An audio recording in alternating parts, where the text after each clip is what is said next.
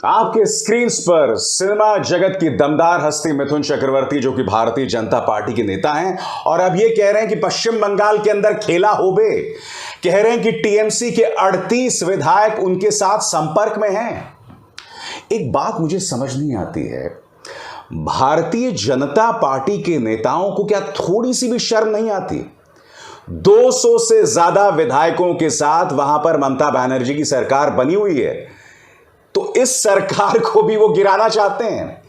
यानी कि चुनकर जो भी आए पार्टी, अल्टीमेटली वहां सरकार भाजपा की बनती है। ढेरों मिसाल हमारे सामने है।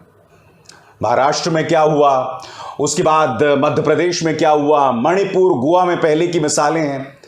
मगर आप जानते हैं, मुझे मिथुन चक्रवर्ती के बाद की सबसे ज्यादा शर्मनाक बात यह लगी कि भारतीय जनता पार्टी के नेताओं को लगता है कि एक चुनकर आई सरकार को गिराना उनका लोकतांत्रिक अधिकार है। उनको लगता है कि यह गौरवान्वित करने वाली बात है, यह बहुत महान बात है।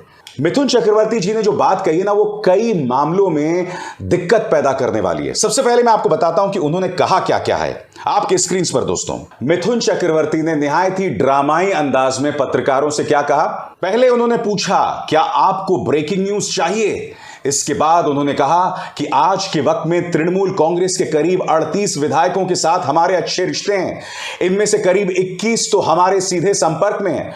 उन्होंने कहा कि ये तो अभी म्यूजिक लॉन्च है, फिल्म की धमाकेदार रिलीज तो अभी बाकी है। बात वहां नहीं रुकती दोस्तों। मिथुन चक्रवर्ती ने यह भी आरोप लगाया कि ममता बनर्जी ने जो चुनाव जीता था वो सिर्फ धांधली के आधार पर। तो मिथुन जी से मैं सवाल पूछना चाहता हूं कि उन चुनावों में यह बताने की कृपा करें कि वो चुनाव किसके अंतर्गत हुए थे? चुनाव आयोग के अंतर्गत। आप ये भी जानते हैं कि चुनाव आयोग की विश्वसनीयता पर पिछले कुछ अरसे से लगातार सवाल उठाए जा रहे हैं। उन चुनावों की देखरेख कौन कर रहे थे? अर्धसैनिक बल। और अर्धसैनिक बल के पक्षपात रवैये की ढेरों मिसालें पश्चिम बंगाल चुनावों के दौरान आई थी। तो क्या मिथुन चक्रवर्ती यह कहने का प्रयास कर रहे हैं कि मोदी सरकार की एजेंसीज ने धांधली करवाई ताकि ममता बनर्जी जीत सकें? मिथुन जी ने कहा क्या है, मैं आपको पढ़ के सुनाना चाहता हूं। भाजपा विधायकों की बैठक के बाद मिथुन ने आरोप लगाया कि 2021 में हुए विधानसभा चुनाव को जबरदस्ती जीता गया था। टीएमसी चुनावों में धांधली और गुंडागर्दी के बल पर चुनाव जीतती आई है। उन्होंने सवाल किया कि अगर पश्चिम बंगाल की जनता टीएमसी और ममता बनर्जी को इतना ही पसंद करती है तो मतदाताओं को डराया धमकाया क्यों जाता है? वो आगे क्या कहते हैं? उन्होंने कहा कि चुनावों में टीएमसी के कितने लोग चुनकर आए हैं, आपको बड़ी सफलता मिली। मेरा एक सवाल, इतने लोग अगर आपसे प्यार करते हैं और आप लोगों के प्यार के कारण चुनाव जीतकर आए हैं, तो फिर आप लोग डरते क्यों हैं? उन्होंने कहा कि प्यार का बम तो परमाणु बम से भी ज्यादा बड़ा है। आप लोगों को क्यों डराते हैं कि चुनावों में अगर प्रधानमंत्री मोदी या भाजपा को वोट दिया तो गला काट देंगे, हाथ काट देंगे? मेरे ख्याल से मिथुन दा भूल गए हैं कि जब ममता बनर्जी दोबारा चुनकर आई थीं, तब पार्टी के नेताओं को बाकायदा सीबीआई ने गिरफ्तार किया था। चुनावों के दौरान ममता बनर्जी के विधायकों, नेताओं पर एनआईए ने कार्रवाई की थी। अब ईडी ने वहां पर इतना कमाल नहीं दिखाया, मगर आप जानते हैं उत्तर प्रदेश के चुनावों में, महाराष्ट्र में, दिल्ली में ईडी ने अपना जोर और अपनी जोर आजमाइश कैसे की थी। मिथुन दा ये बातें कैसे भूल गए? बहरहाल समानांतर तौर पर कुछ और चल रहा है। आपके स्क्रीन पर पार्थ चैटर्जी और अर्पिता मुखर्जी, जो कि उनकी खासम खास हैं। पार्थ चैटर्जी जो कि ममता बनर्जी के खासम खास मंत्री और नेता हुआ करते थे, अब उन्हें आखिरकार पार्टी से निकाल लिया गया है। मगर दोस्तों, जो करोड़ों रुपए उनकी खासम खास अर्पिता मुखर्जी के घर से मिले हैं, और उस पैसे से जो ये करना चाहते थे, क्योंकि आप जानते हैं ये पैसा कहां से आया है।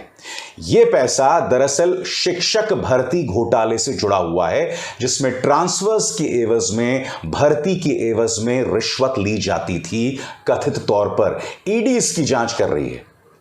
मामला बहुत शॉकिंग है। ममता बनर्जी ने प्रेस कॉन्फ्रेंस करके ऐलान किया कि पार्थो चैटर्जी अब हमारी पार्टी में नहीं हैं, मगर इसमें दो राय नहीं है कि इसने ममता बनर्जी के लिए जबरदस्त शर्मिंदगी का सबब बनाया है। इसलिए आज के इस कार्यक्रम में मैं आपको बतला रहा हूं कि पश्चिम बंगाल फिर से क्यों ज्वलंत हो गया है। एक तरफ मिथुन चक्रवर्ती की लार टपक रही है, वो सपने देख रहे हैं कि टीएमसी की सरकार गिर जाएगी और भाजपा वहां सरकार बनाएगी, और दूसरी तरफ ममता बनर्जी अपने ही मंत्री और खासम खास पार्थो चैटर्जी के जरिए घिरती नजर आ रही हैं। मुद्दा क्या है, पढ़ के सुनाना चाहता हूं। भ्रष्टाचार के आरोपों में गिरफ्तार पश्चिम बंगाल के मंत्री पार्थो चैटर्जी को सभी पदों से हटा दिया गया है। पश्चिम बंगाल की मुख्यमंत्री ममता बनर्जी ने कार्रवाई की है। अभिषेक बनर्जी ने प्रेस कॉन्फ्रेंस करके इसकी जानकारी दी। इससे पहले गुरुवार को बंगाल के पूर्व मंत्री पार्थो चैटर्जी के करीबी के चौथे घर की तलाशी ली गई। गौरतलब है कि अर्पिता मुखर्जी के एक घर की तलाशी में करीब 30 करोड़ की नकदी बरामद हुई है। बाप रे बाप, 30 करोड़! इन लोगों के लिए दोस्तों 30 करोड़ हाथ का मैल है। आज की तारीख में लोगों की नौकरियां जा रही हैं, लोगों के पास लोग दाने दाने को मोहताज हो रही। देखिए 30 करोड़ कितनी आसानी से मिलते हैं। आगे दोस्तों, केंद्रीय बलों के जवानों के साथ जांच एजेंसी के अधिकारी आज कोलकाता के चिनार पार्क स्थित एक अपार्टमेंट पहुंचे। उन्होंने तलाशी के लिए बंद पड़े फ्लैट का ताला खोला। शिक्षा भर्ती घोटाले मामले में की गई छापेमारी के अंतर्गत इससे पहले अर्पिता के एक अन्य फ्लैट से करीब 29 करोड़ की नकदी और 5 किलो स्वर्ण आभूषण बरामद किए गए। पार्थो चैटर्जी और अर्पिता मुखर्जी को 23 जुलाई को गिरफ्तार किया गया है।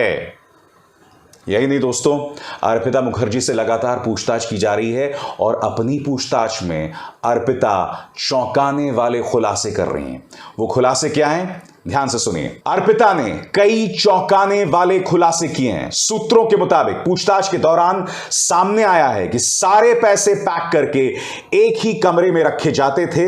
इस रूम में पार्थो चैटर्जी और उनके लोग ही अंदर जाते थे।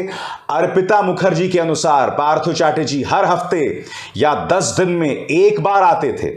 उन्होंने कहा, पार्थो मेरे घर को और एक महिला के घर को मिनी बैंक की तरह इस्तेमाल करते थे। वो महिला भी पार्थ की अच्छी दोस्त है। पार्थ कभी ये नहीं बताते थे कि कितना पैसा है। अर्पिता की पार्थ से मुलाकात पश्चिम बंगाल की अभिनेत्री ने करवाई थी। उसकी 2016 से पार्थो से दोस्ती थी। मगर यह भी बतलाया जा रहा है दोस्तों कि गलत जो गतिविधियां हैं वो 2 साल पहले शुरू हुई। 50-50 करोड़ लोगों के घर से निकल जाता है दोस्तों। अब आपको बात समझ आई दोस्तों, ये चमचमाती गाड़ियों में राजनेता क्यों घूमते हैं? क्यों घूमते हैं? और पार्थो चैटर्जी के खिलाफ भी कार्रवाई सिर्फ इसलिए हुई क्योंकि मोदी सरकार ने उन पर दबाव बनाया। ईडी सिर्फ विपक्ष के खिलाफ इस्तेमाल की जाती है। अगर ईडी स्वतंत्र रूप से काम कर रही होती ना, तो अब तक न जाने कितनी बार भाजपा के माथे पर पसीना होता, क्योंकि पिछले 8 सालों से सरकार है और इन 8 सालों में किसने क्या क्या गुल खिलाए होंगे आप और हम उसकी कल्पना भी नहीं कर सकते हैं। जी हां, ईडी पक्षपाती है, इसमें 2 राय नहीं है। एक तरफा कार्रवाई करती, इसमें 2 राय नहीं है। मगर चलिए, अच्छी बात है, इसी बहाने अगर किसी का भ्रष्टाचार आ रहा है सामने, यानी कि पार्थो चैटर्जी का भ्रष्टाचार आ रहा है, तो यह स्वागत योग्य कदम है। मगर मैं उम्मीद करता हूं कि ईडी अपनी रीढ़ ढूंढेगी, हिम्मत दिखलाएगी और भारतीय जनता पार्टी के खिलाफ भी एक्शन लेने का मादा रखेगी। अभिसार शर्मा को दीजिए इजाजत। नमस्कार।